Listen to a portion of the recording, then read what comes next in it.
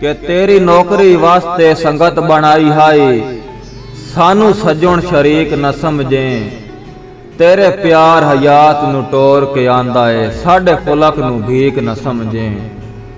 ते कदी निक्का निक्का रोसा बन भी पौंदा है, उक्का पत्थर ते लीक न समझें। असा कोई ना तेरिया रोसियां जोगे, सानू मिलण फटीक न समझें।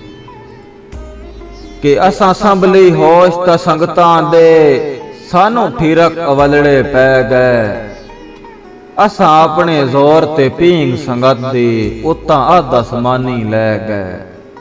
ते सुखा नाल हयात सवा के बाई ते, सारी उम्र थपेंदे रह गए। केड़ी जिंदगी रेत दे कोठियां दी, जरी पैर हटाया ढह गए।